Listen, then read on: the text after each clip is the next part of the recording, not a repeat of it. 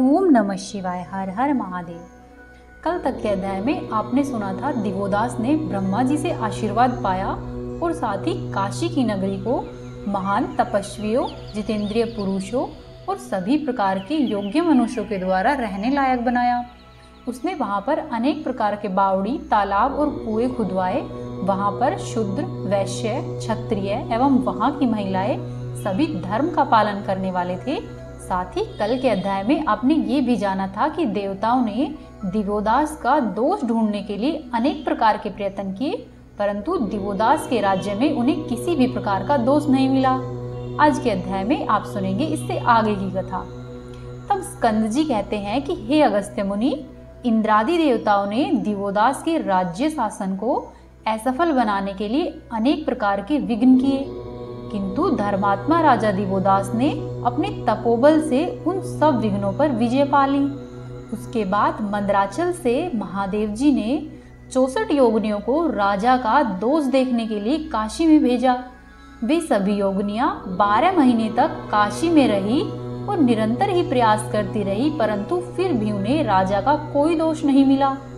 इसीलिए उनके ऊपर अपना कोई प्रभाव नहीं डाल सकी और जब वे लौटकर वापस नहीं गई, तब भगवान शिव जी ने सूर्यदेव को बुलाकर कहा कि हे सूर्यदेव, तुम उस मंगलमयी काशी की नगरी को शीघ्रता पूर्वक जाओ, जहाँ पर धर्मात्मा राजा दिवोदास विद्यमान है। राजा के धर्म विरोध से जिस प्रकार वह क्षेत्र उजाड़ हो जाए वैसा करो, परंतु उस राजा का अनादर नहीं करना, क्योंकि धर्म के मार्ग में लगे हुए सत्पुरुष का जो भी अपमान करता है वह स्वयं उस मनुष्य के ऊपर ही आन पड़ता है और वैसा करने से महान पाप ही होता है। यदि तुम्हारे बुद्धि विकास से राजा धर्म से भटक जाए, तब अपनी दुस्सह्य किरणों से तुम उस नगर को उजाड़ देना। राजा दिवोदास में काम, क्रोध, लोभ, मोह, ईर्ष्या और अहंकार का सर्वथा ही अभाव है, इसीलिए उन्हें काल भी नहीं जीत सकता। हे सूर्य, जब तक धर्म में स्थिर बुद्धि है, तो धर्म में मन स्थिरता पूर्वक लगा हुआ है, तब तक विपत्ति में भी मनुष्य के मार्ग का उदय होता है। हे दिवाकर, इस संसार में जितने जीव हैं, उन सब की चेष्टा तुम जानते हो, इसीलिए ही तुम लोक चक्षु कहलाते हो। मेरे बताए हुए कार्य की सिद्धि के लिए अब तुम प्रस्थान करो। भगवान शिव जी की आज्ञा को सिर पर धारण करके सूर्यदेव काशी की नगरी में गए। वहां पर बाहर और भीतर घूमते हुए उन्होंने राज्य में थोड़ी सी भी धर्म की व्यतिक्रमी नहीं देखी। वे अनेक रूप धारण करते और 1 वर्ष तक काशी में ही रहे। वे कभी अतिथि बनकर राजा के पास जाते और उनसे कुछ दुर्लभ वस्तु मांग बैठते, परंतु राजा दिवोदास के राज्य में उन्हें कोई वस्तु दुर्लभ नहीं दिखाई दी। सूर्यदेव कभी याचक बनकर जाते और कभी बहुत बड़े दानी होकर जाते, कभी दीनता को प्राप्त होते और वे कभी ज्योतिषी बन जाते, कभी प्रत्यक्षवादी बनकर इस लोक में प्रत्यक्ष दिखाई देने वाली वस्तुओं को ही सत्यता का प्रतिपादन करते, और कभी जटाधारी बन जाते, कभी दिगंबर हो जाते और कभी विष उतारने की विद्या में प्रवीण सपेरा बन जाते। कभी कभी उन्होंने अनेक प्रकार के दृष्टांतों और कथनों के द्वारा अनेक प्रकार के व्रत का उपदेश करके वहां की पतिव्रता स्त्रियों को बहलाने की चेष्टा की। कभी तो वे ब्राह्मण बनते और कभी ब्रह्मज्ञानी, कभी वे वेदाभ्यासी और कहीं पर क्षत्रिय, कहीं पर वे वैश्य और अंतज्ञ, कहीं पर ब्रह्मचारी, कहीं गृहस्थ, कहीं वानप्रस्थ और कहीं पर सन्यासी। इस प्रकार से सूर्यदेव अनेकों अनेक रूप धारण करते और लोगों को भ्रम में डालते। कहीं कहीं पर तो वे संपूर्ण विद्याओं में पारंगत एवं सर्वज्ञ बनकर उपस्थित होते। इस प्रकार काशी में घूमते हुए सूर्यदेव ने कभी भी किसी भी मनुष्य के मन में कोई भी दोष नहीं पाया। इस क्षणभंगुर शरीर के रहते हुए जिस भी मनुष्य ने धर्म की रक्षा की है, उसने तीनों ही लोकों की रक्षा कर ली है। इस प्रकार से सूर्यदेव को कोई भी दोष नहीं मिला। तब वे स्वयं वहीं पर काशी में स्थित हो गए। जिन मनुष्यों का तमोगुण बढ़ा हुआ है, ऐसे दुष्टों से सदैव ही सूर्यदेव इस क्षेत्र की रक्षा करते हैं। अर्क अर्थात भगवान सूर्य का मन काशी के दर्शन के लिए चंचल हो उठा, इसीलिए काशी में उन्हें लोकार्क नाम से ख्याति प्राप्त हुई। दक्षिण दिशा में असीम के नाम से लोकार्क की स्थिति है, वे सदा ही काशी के मनुष्य के योग और क्षेम की सिद्धि करते हैं। अर्क अर्थात भगवान सूर्य का मन काशी के दर्शन के लिए लोल अर्थात चंचल हो उठा, इसीलिए ही काशी में उनकी लोलार्क नाम से विख्याति हुई है। जो भी मनुष्य रविवार को लोलार्क का दर्शन करके उनका चरणामृत लेता है, उसे कोई भी दुख नहीं होता, उसे खुजली, दाद तथा फोड़ा फुंसी कोई भी कष्ट नहीं भोगना पड़ता। जो भी मनुष्य लोलार्क के इस महात्म्य को सुनता है, वह इस दुख संसार सागर से सुखी हो जाता है। फिर स्कंद जी कहते हैं कि हे मुनि, काशी नगरी की उत्तर दिशा में उत्तम अर्क कुंड है, जहाँ पर भगवान सूर्य उत्तरार्क नाम से निवास करते हैं।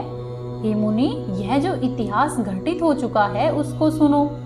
काशीपुरी में प्रियव्रत नाम से प्रसिद्ध एक ब्राह्मण थे। वो आत्रेय कुल में उत्पन्न थे, सदाचारी तथा अतिथि जनों के प्रेमी थे। उनकी पत्नी अत्यंत ही सुंदरी तथा उत्तम व्रत का पालन करने वाली थी। वह घर के कामकाज में बड़ी ही चतुर तथा पति की सेवा में तत्पर रहती थी। ब्रह्माणी ने अपने पति से एक उत्तम लक्षणों वाली कन्या को जन्म दिया। वह कन्या मूल नक्षत्र के प्रथम चरण में उत्पन्न हुई थी। उस समय बृहस्पति केंद्र में थे। ब्राह्मण की वह कन्या माता पिता के घर में दिनों दिन बढ़ने लगी। वह कन्या बड़ी ही रूपवती, विनयशील, सदाचार पारायण तथा माता पिता का प्रिय करने वाली थी। घर की सामग्रियों को मांज धोकर साफ सुथरा रखने में अत्यंत ही निपुण थी। वह अपने पिता के घर में जैसे जैसे बढ़ने लगी, वैसे वैसे ही उसके पिता के मन में यह चिंता बढ़ने लगी कि मेरी यह परम सुंदरी, उत्तम लक्षणों वाली श्रेष्ठ कन्या किसको देने योग्य है। इसके योग्य उत्तम वर मुझे कहाँ से मिलेगा, जो कि कुल, अवस्था, शील, स्वभाव, शास्त्र अध्ययन और रूप तथा धन से भी संपन्न हो। किसके साथ ब्याह होने पर इसे सुख मिलेगा। इस प्रकार से चिंता नामक ज्वर से ग्रस्त होकर प्रियव्रत ब्राह्मण ग्रह आदि सब वस्तुओं का त्याग करके मृत्यु को प्राप्त हो गया। पिता के मरने पर उस कन्या की पतिव्रता माता भी कन्या को अकेली छोड़कर पति के पीछे चली गई। पतिव्रत का पालन करने वाली सहधर्मिणी का यह धर्म है कि वह पुत्र, पिता, माता और बंधु बांधवों सबसे ऊपर अपने पति के चरणों की सेवा करे। वह सेवा ही सर्वत्र उसकी रक्षा करती है। माता पिता के मरने पर वह सुलक्षणा नाम वाली कन्या दुख से व्याकुल हो उठी। उसने अनेक औदार्य दैहिक संस्कार करके दशा आदि क्रिया संपन्न की और अनाथ व दीन होकर बड़ी भारी चिंता करने लगी।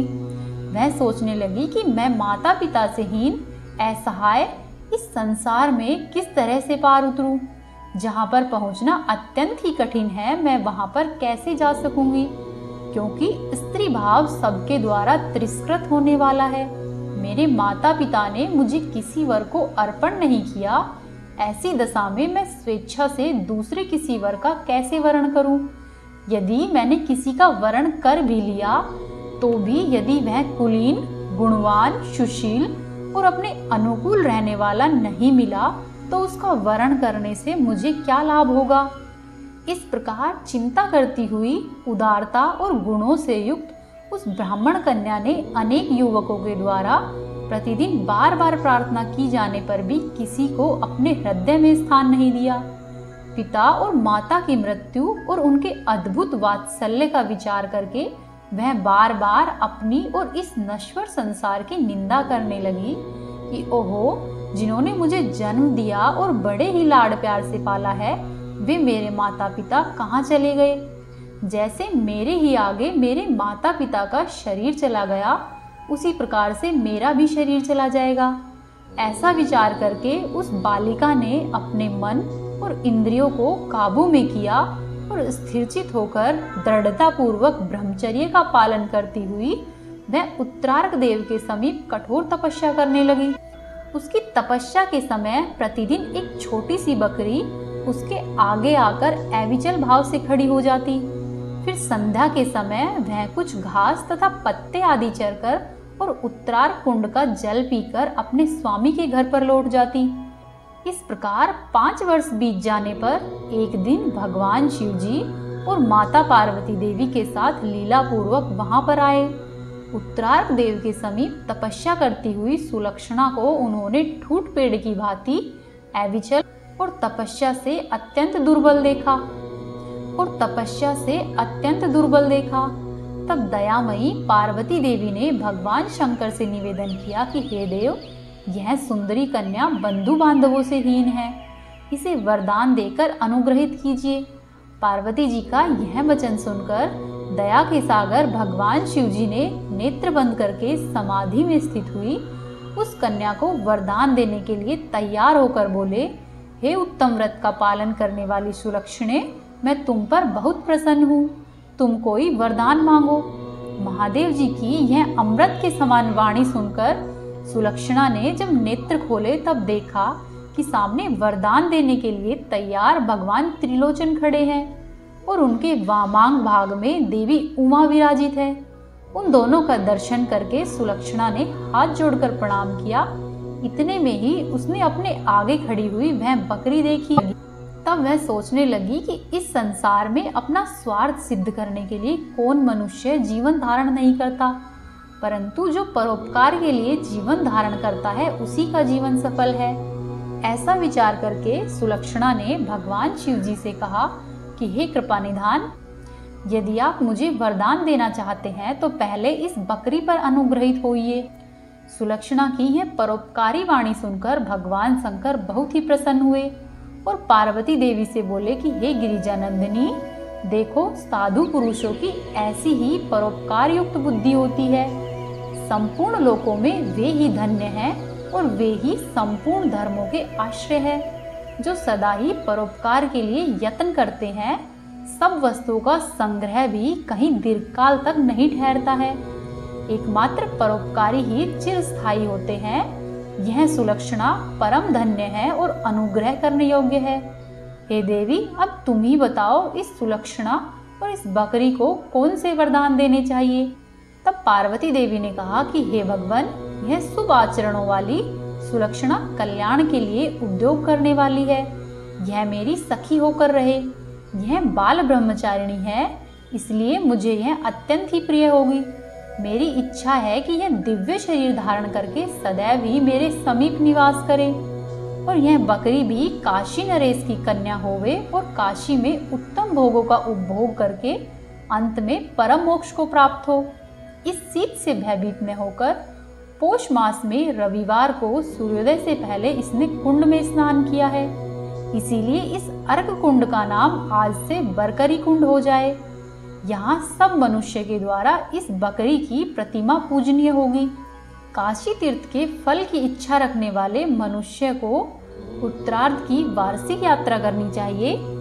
इस प्रकार से पार्वती देवी के कहे हुए वचनों को सिद्ध करके सर्वव्यापी भगवान विश्वनाथ जी अपने मंदिर में प्रवेश कर गए और इस तरह से कन्या और बकरी को भगवान का आशीर्वाद प्राप्त हुआ। बोलो उमापति शंकर भगवान की जय। यदि आपको आज की कथा पसंद आई तो वीडियो को लाइक करें, चैनल को सब्सक्राइब करें और वीडियो को शेयर करें। इसी तरह की कथाएं सुनने के लिए हमारे चैनल से जुड़े रहें। ओम नमः शिवाय। हर हर महादेव।